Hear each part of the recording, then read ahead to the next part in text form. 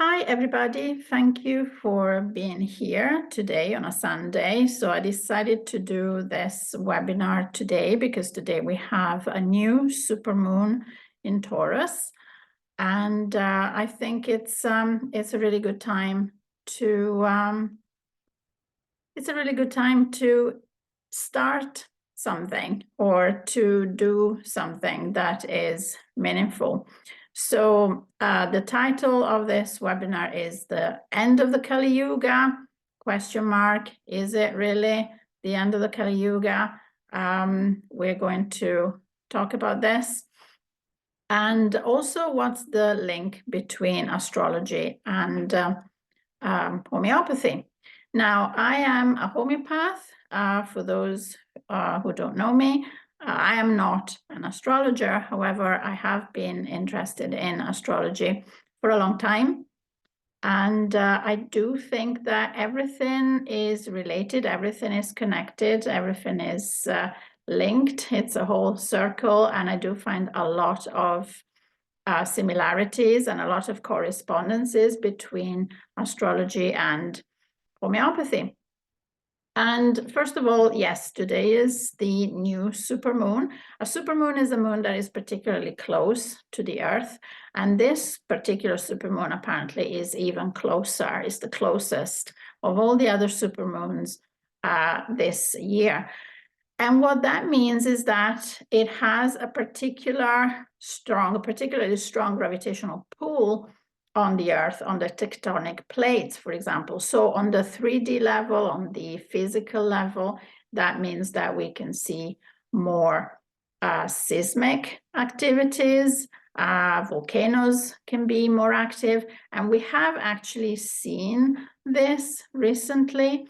So this is already happening, I would say. The other thing is that because it's a new moon in Taurus, and Taurus is the sign that is linked to the earth, to the land, to agriculture, but also to nature. So this is the perfect time to start something like a new diet, a new health regime, or simply be more mindful and more connected to the earth.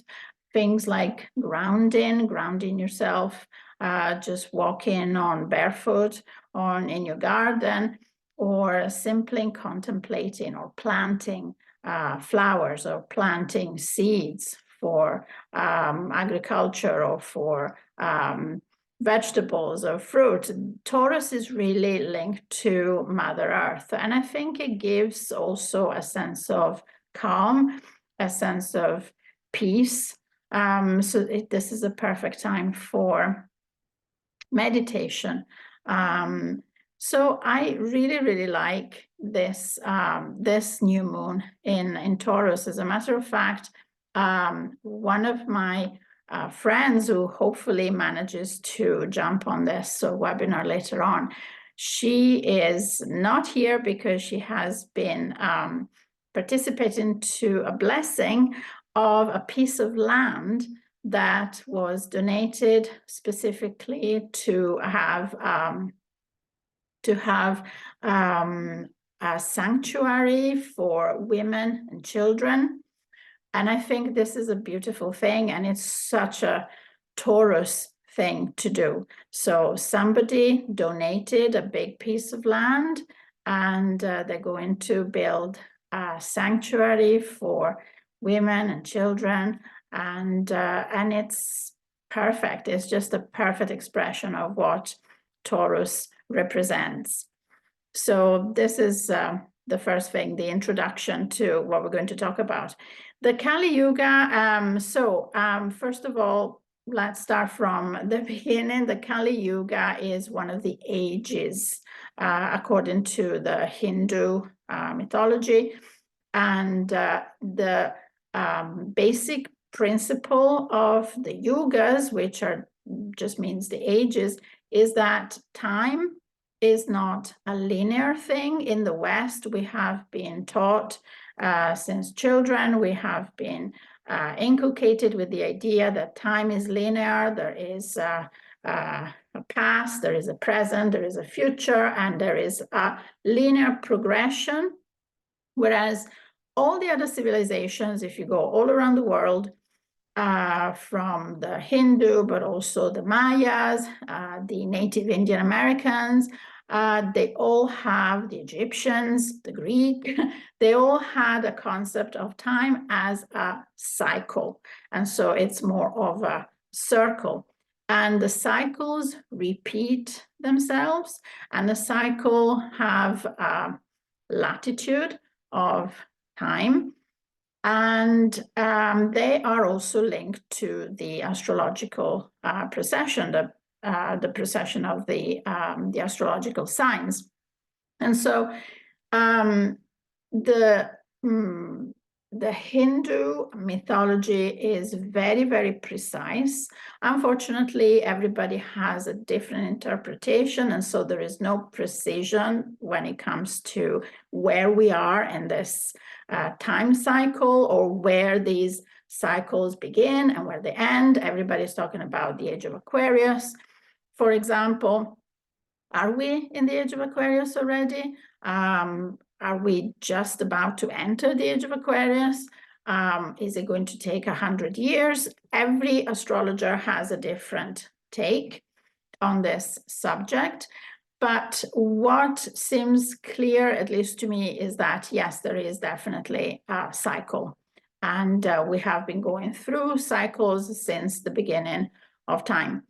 So because, as I say, there is no consensus on when exactly these ages begin and when they end, etc., I decided to follow one particular astrologer and researcher who study these things, and he also has published a book recently called The Yuga Shift, and his name is Bibudev Misra. And I followed this particular astrologer because his explanation of the Yuga cycle seems the most acceptable to me, the most logical explanation. And I will show you why I think so. And then once we get going with the Yuga, then we get on to the homeopathy and how these two things are linked. So I'm going to share the screen because I wanted to show you the graphic, the diagram of the Yuga cycle. Okay. Okay, so I don't know if you can see, you should be able to see it. So this is the representation, the diagram of the Yuga cycle according to this particular astrologer. As you can see, the whole cycle is 25,800 years. And this is the first thing that not all astrologers can agree with, because you can see in other representations and other astrologers, you can see that the number of years is more likely 24,000, for example. So the length of time varies. Now, this particular researcher has linked the different stages, the different ages, to specific points in time, specific ages that have a scientific basis. So, for example, the Ice Age and other particular phenomena that we know happened and that we can, or at least scientists have a ballpark figure when it comes to a date. So other than that, so the Yuga, the whole cycle is 25,800 years. And you can also see there's two arrows. There's a descending cycle and an ascending cycle. And then you can see there's all these names, the Dwapara, the Kali, the Dwapara again. So we are, according to Buba, we are right here, 2025, as you can see at the bottom of the Kali Yuga.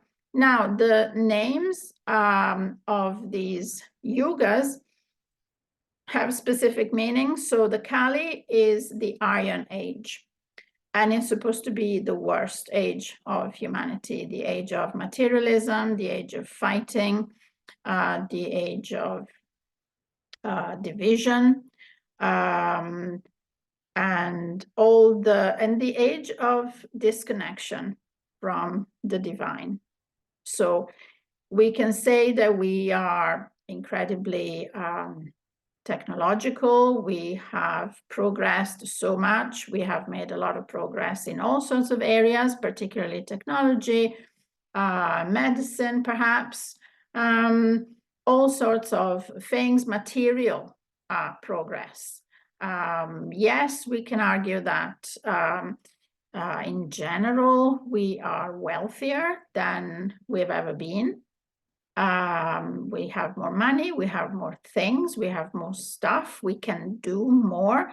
But from a spiritual perspective, it's almost like we're going backwards, and to the point where we confuse the material gains with happiness, with the spiritual gain, or as an extreme example, we don't even think that we need to have a connection with the divine or a spiritual side because we have so much stuff instead, and we've got technology that can do just about everything for us. So that's the Kali phase. But then if you, the Dwapara, which comes just before the Kali, is the age of bronze. And so basically you have the idea, you know, from iron to bronze to silver to gold, the golden age that everybody is talking about at the moment. And I think that it's a kind of zeitgeist that we hear this expression, the golden age, we hear it from all kinds of sides, in all sorts of contexts, in political contexts, technological contexts. We're going towards this amazing golden age where we're going to be happy, we're not going to need anything, everybody's going to have money, everybody's going to have everything they need, etc. And this is the golden age. The golden age is the Satya, and the Treta is the silver age. So now we are here. Okay, so, and if you see the book, obviously I don't want to go into all the technical details, but there are reasons why Buba decided that this is the calculation of the years. But what you also notice is that every time we reach the half of the cycle, that we have like an interruption, a 1200 years interruption, interlude. And this one here is called the cataclysmos, and here is the ekpyrosis. And what this is at the beginning, if we go back to the cataclysmos here, which came right after the golden age, the Satya, this is presumably the Great Flood, which was followed by the Ice Age. And that lasted approximately, according to scientists, 1200 years. So Buba puts this phase, which is a kind of transition phase from one half cycle to the next. So he put it there. And the age that preceded this massive cataclysmos was the golden age of Atlantis. So we know, or allegedly, mythology from all civilizations talk about a golden age, a civilization that was so advanced, and it was incredibly spiritually advanced, not just materially advanced. And then the Great Flood happened. There was a massive cataclysm, and this is the word, the Greek word cataclysmos, happened, and after that there was an ice age, there was a great winter. Cataclysmos also means great deluge and ice, so it's a great revolution of the weather that involves a lot of water, basically. Okay, so that's what happened, and that caused civilization to start over. Now that we are at the end of the Kali Yuga, the worst age of humanity, we are going to the ascending. So we're going on to the ascending cycle. So that's good news in the sense that we are basically at the bottom of the barrel and the only way is up from now on. However, before this starts, this process of ascension starts again, we need to go through a transition period, because everything in nature has a transition. You know, the seasons don't, you know, you don't go from summer to winter in a day. You don't go from the night to the light of day in, you know, like that. There is a transition. It's a gradual process. And this gradual process for us is going to be the ekpyrosis. So it's a purification through fire. So according to Buba, we alternate every half cycle. We alternate the transitions. So one half cycle, we have the cataclysmos with the ice age or a great flood. And the next one is going to be purification through fire. So this is going to be a really big transition where we're going to have this purification process and purification with fire. So this is not great news. We can see that fire is something that we have been experiencing since the beginning of the year. And by the way, Buba places the end of the Kali Yuga because he thinks that we are definitely going out of the Kali Yuga, and it ended on the day of the equinox, of the spring equinox, so the 21st of March, so last month. And this is, if we remember the great fires in Los Angeles and back in January, so there is this sense, this shift that things are burning down. There's going to be this great destruction, crumbling of structures, and a lot of fire. So I think it was, I heard the other day that New Jersey was, areas of New Jersey were evacuated. There are great fires everywhere. It's just happening more and more often.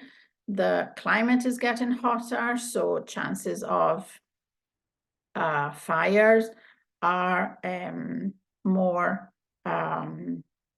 there are basically more chances of fires.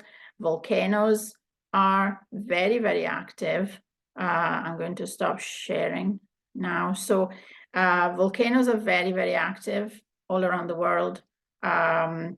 In Italy, definitely the Etna, the Vesuvius, and not just the Vesuvius, but the Campi Flegrei, which is all around Naples, which is actually a kind of, it's a group of volcanoes under the sea. And Santorini was actually evacuated last, I think it was over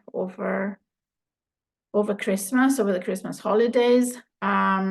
So there is a lot of fire bubbling under the surface, but there is also this sense of destruction and crumbling of structures in general, metaphorically. All the institutions, there are revelations of big scandals all the time, every day, and it's happening fast. It's accelerating. I find that it's really accelerating to the point where people are not even that shocked anymore. I mean, there is one, there can be one piece of news of a big revelation, a big scandal. I don't know, the JFK papers that have been declassified, and this stuff is coming out, and blah, blah, blah, blah. And it would have been news for weeks in the past, but now it doesn't last, not even 12 hours. And the next day you have something else, and boom, boom, boom. And we don't even have the time to process, the time to digest this kind of all these pieces of news. So everything is disintegrating, everything is crumbling. And it's like when you're detoxing, and you're detoxing, and the detox gives you some die-off reactions. You're not going to detox from one day to the next. It's a process. If you have bad bacteria in the gut and you start taking good bacteria, you take probiotics. If you are really full of bad bacteria, you're going to have bad reactions. You're going to have gas. You're going to have stomach cramps. You're going to have nausea. These are all the die-off reactions. So we are in the die-off reaction phase of humanity. Now, according to Buba, this is going to be 1200 years. I cannot swear on that. I don't think anybody has the right answer. I think he has his reasons and he's made some specific calculations to say that. But the point is that, yes, we are definitely in a phase of transition. I think it is right that we are in a possibly, if not the worst age of humanity, but definitely not the best. And I also think that we are at a kind of fork in the road, because everybody feels there is this sense that things are changing and things can change for the better, and we are looking for a way out, for lack of a better expression. We all sense that there has to be something better than this, but there are different ways to look for something better. And so we have this technology. On this side, we have people who rely on technology to improve things on this planet. Technology can do everything. Technology will make us healthy. We'll get all the chips in our body. We'll get all the vaccines put in the food, and so we will never get sick again. So we're relying more and more on technology, not just for communication, but for everything, for health, for wealth as well. There are already people saying that in the very, very near future, we're not going to even need to have a job. People can just have like a universal, what's it called, universal income, and pursue their pastimes and their hobbies, which typically will be sitting with goggles on your face and playing video games all the time. Everything will be at your fingertips. You won't need to travel. You will not need to do absolutely anything, because everything you need will be right there, and technology will take care of everything. Technology will bring you food. Technology will give you money. You don't need to do anything at all. So that is one way to go. The other way that's already happening is this creation of smaller community instead of centralizing everything, because of course with the technology getting more and more powerful, everybody will have the same things. Everybody will be they argue it's going to be an egalitarian society, but it's actually not, because there's going to be a small group of people who will control all this technology and decide how to implement it and how to use it. So everything will be centralized. And the other way is the opposite, the decentralization, which is already happening. I can already see it. Small communities going back to simple ways of living, ditching technology as much as possible, going back to nature, going back to eating real food, learning about real food, learning about how to heal with not just the plants and natural resources, but also with light, with vibrations, with sounds, and just building small community and going through a higher consciousness where there is more compassion, there is less judgment. So these are two absolutely opposite ways of dealing with the changes. I think we can all feel these changes. It's just that we are all dealing with what we feel, these shifts, in different ways. Even though we cannot maybe put our finger on it, we don't know exactly what's happening, we cannot put it into words, but something is happening. I think we all feel that something is definitely happening. And this kind of shift and this kind of acceleration of everything that's happening is also given by the sun flares that we're experiencing. The sun flares are actually measured by NASA, and you can actually go, there's a website, it's spaceweather.org, and you can see how the solar flares are categorized. And in the last 2 years, particularly in 2024, but also this year, we've had the most powerful solar flares, which means that this energy, this photonic energy, hits the Earth, hits us. And this energy carries information. This energy changes our DNA.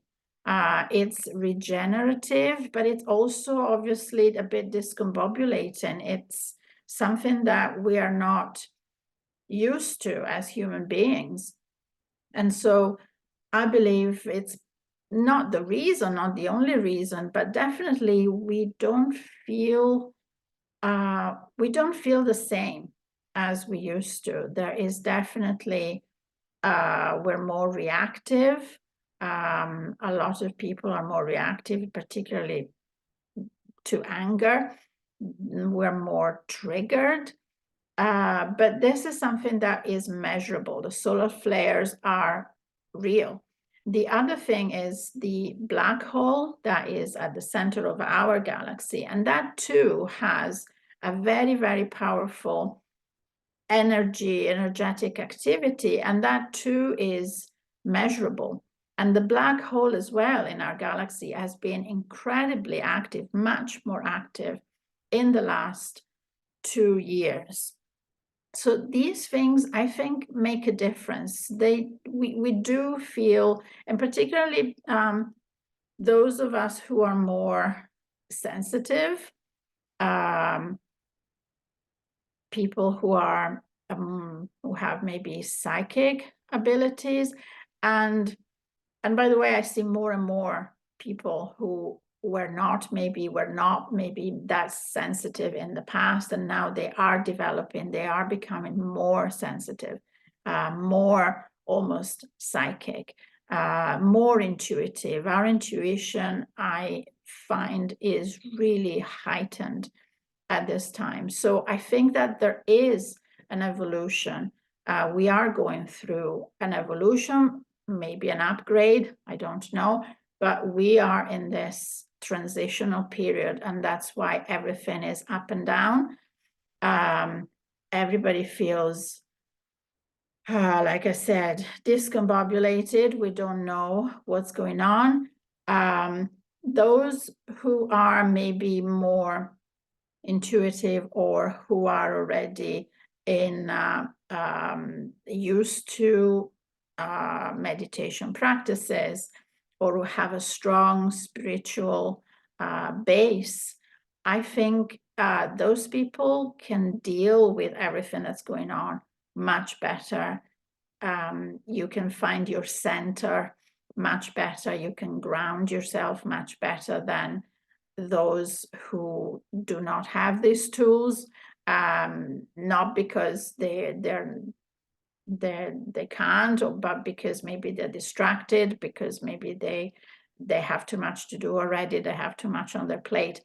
And there is the sense that a lot of people are being really thrown this way and that way, like when you are in a sea storm, and they're just they don't have that grounded sense, they don't have that control. And I see that in social media every day. Social media was never the best place to vent.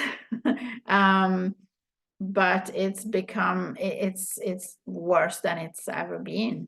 I only use social media to talk about homeopathy. I don't put personal stuff. I don't, I avoid any type of political, religious, whatever discussion, because it just turns into anger like that. And it's all about anger, and it's all about judgment. And you see people, what really astonishes me is the will of a lot of individuals to show their crazy side on social media, literally putting their phone on their face and show them screaming or crying and yelling at the world for stuff, for whatever reason. I really see it's a sign that we're really off balance. We're in this place where we don't know what's going on, and we're totally off balance. So this is my take on where we are, and now let's talk about what can we do about it. And what does that have to do with homeopathy anyway? Okay, so I wanted to, there's an aphorism by Samuel Hahnemann, and it's the aphorism number 9 of the Organon, and it says, as a homeopath, I understand that it is my objective to encourage health and liveliness so that a person can freely aspire to the higher purposes of existence. So I like this very much, because this is what real healing is about.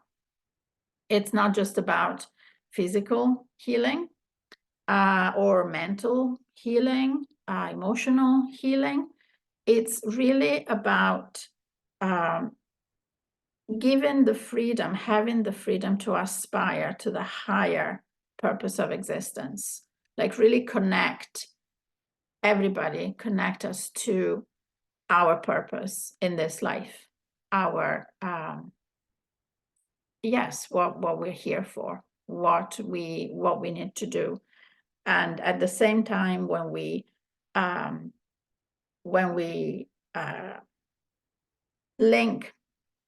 get that link, that purpose for our existence, we get a higher sense of consciousness. We get closer to our divine purpose. And I think that's what homeopathy is here for. And the way that we can achieve this is, of course, okay, practice homeopathy or follow homeopathic principle. But homeopathy also has to evolve. Homeopathy is not static, which is why I don't subscribe to the theory or the school of classical homeopathy, because I don't think it ever existed. Homeopathy is like everything else. It has to evolve. And I was reading a while ago a book about trituration and the theories of Witold Erdler, who was or is, I'm not sure, is still alive. He wasn't a homeopath to begin with. He was a philosophy student and a biology student, and he just fell into homeopathy because his girlfriend was studying homeopathy at the time. And he read the Organon. He was curious, and he came to the conclusion that there are different levels of human existence.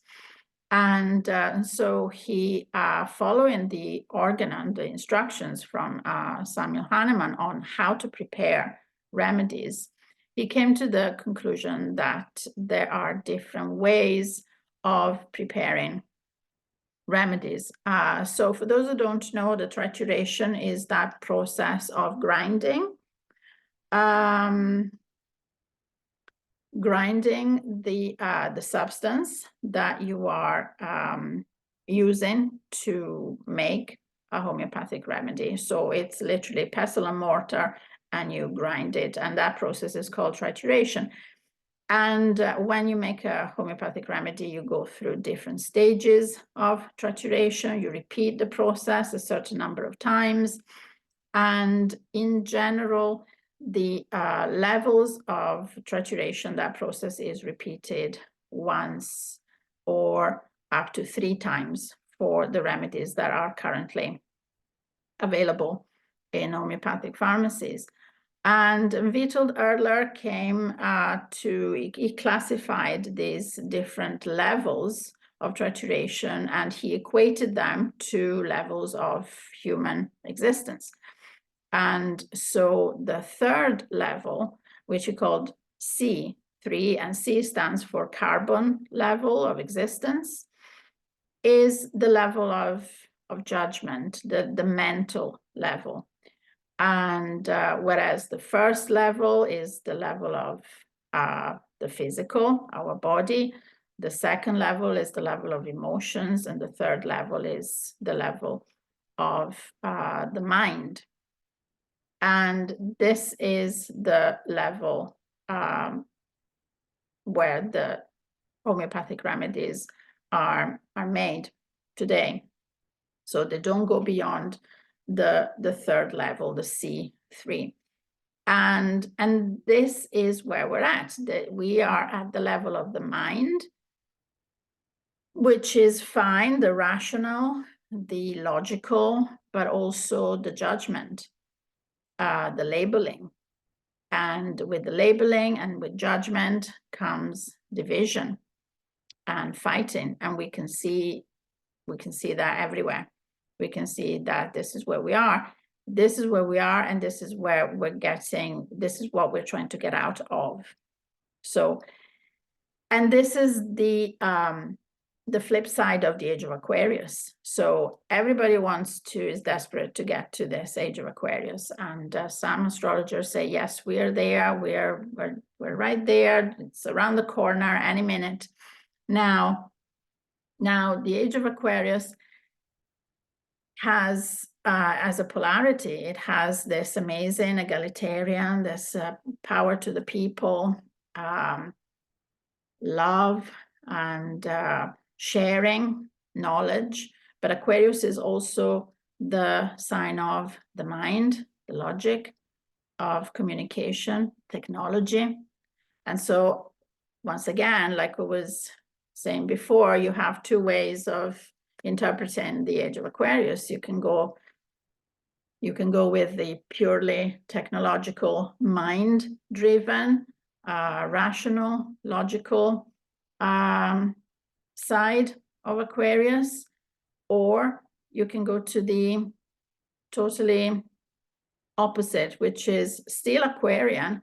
It's power to the people, it's revolutionary, it's egalitarian, but with love, egalitarian, not in a Stalinist sense, or, you know, Maoist sense, but in a really spiritual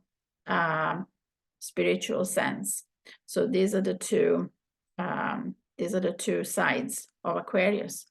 So homeopathically as well, I think we need to go beyond the level of judgment, the level of labeling, and the level of division, especially. Just stop judging each other, stop dividing, stop the fighting, the team fighting. I am with this team, you are with that team, and if you're not with me, you're against me, and that kind of nonsense. We need to get over that.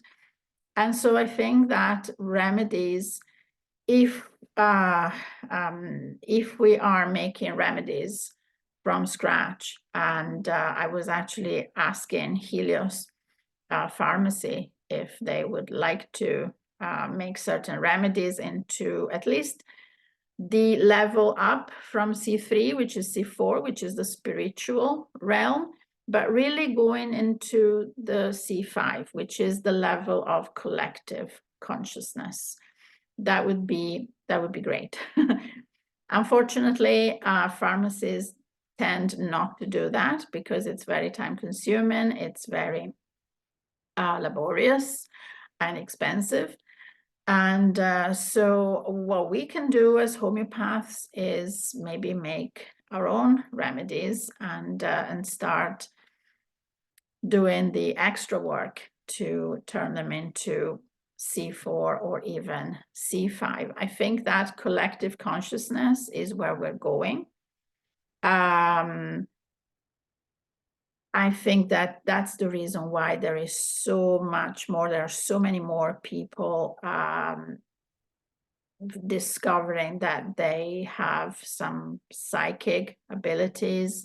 The intuition is really heightened in a lot of people, and even things like telepathy.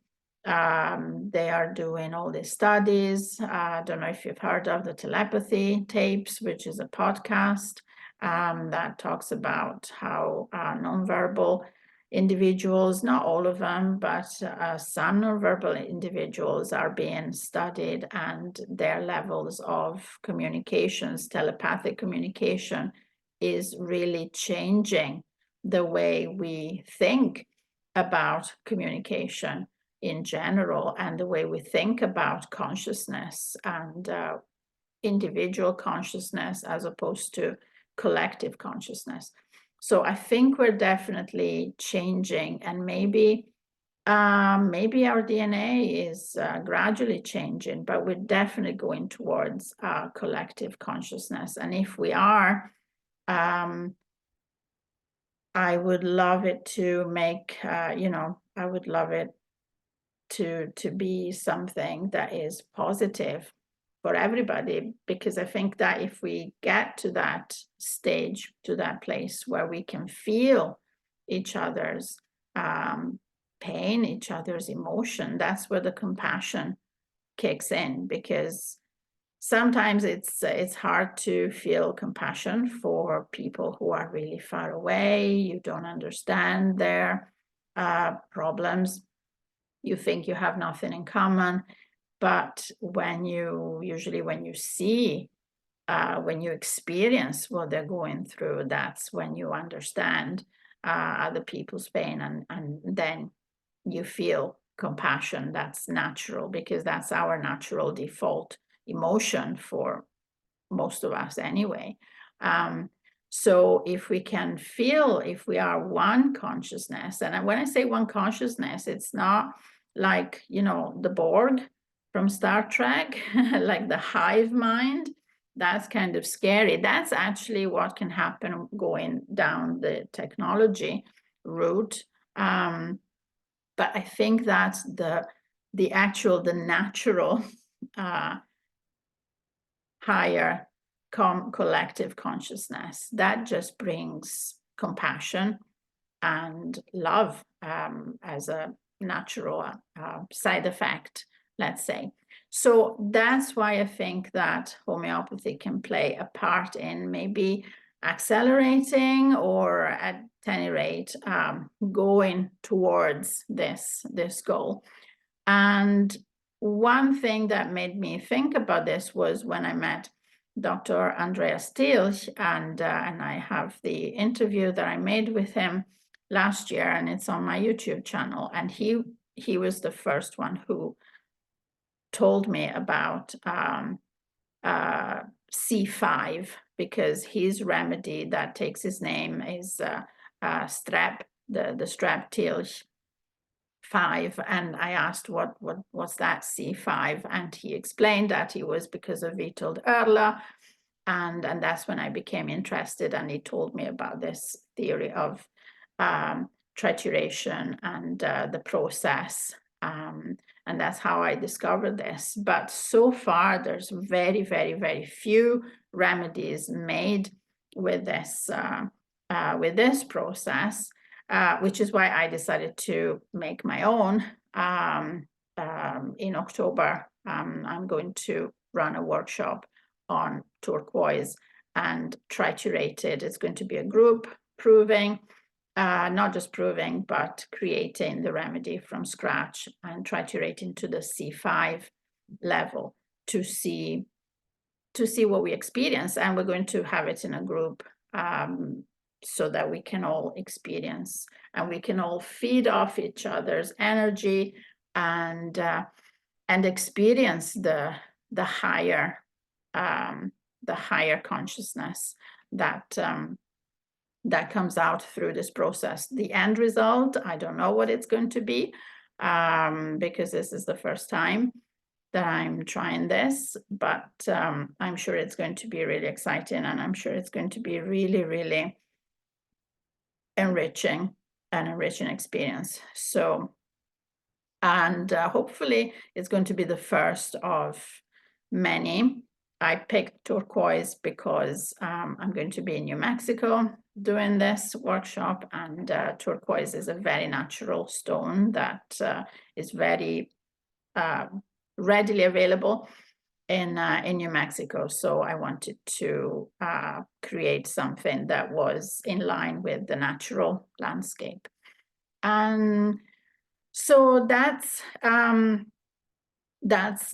plan. That's what I want to do. If that experiment works well, I plan to do more and experience the difference, because there is definitely a difference, like Dr. Thielch was explaining, the difference between his strep C5 and the regular strep remedy that we've had in homeopathy for a very long time, is that the C5, when you get to the collective consciousness level in homeopathy, you get to the miasmatic level. And what that means is that you get to really the genetic, the generational aspect of the person. So you go through time in a sense, and you are able to heal generational wounds. It can be emotional trauma, it can be physical, it can be a lot of things. But it's definitely a more miasmatic, a deeper miasmatic effect. And it is more on the collective level, which is why the strep Thielch is taken. When one person takes it, the whole family is supposed to take it as well, because again, it's about the collective, it's about the ancestors. So it's not just about the individual, it has a much, much deeper effect, and that's the difference. So that's what I would like to explore from a homeopathic point of view for other remedies as well. And because I have a special interest in gemstone remedies, I decided to start with a gemstone remedy. So that's really what I wanted to say. If you have any questions or comments, please feel free. Or if anything is not clear, or if you have any thoughts.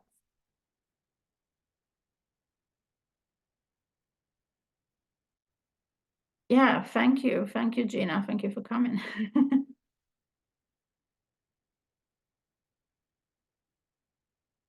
You can put your questions in the chat if you want, or you can simply talk.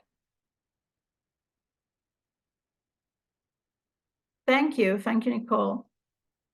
I'm glad you find it interesting. I hope it was clear and I didn't get myself into a muddle, but do feel free to ask anything.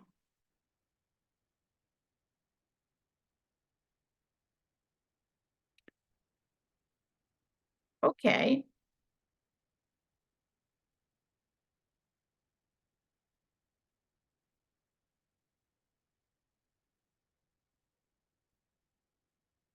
Okay, I'm going to put in the chat the name of the astrologer that I was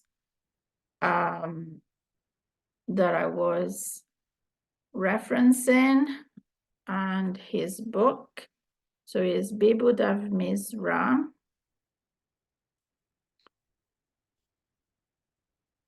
And his book is The Yuga Shift. Okay. So, okay, thank you very much for coming tonight. And I'm going to post the recording on my YouTube channel.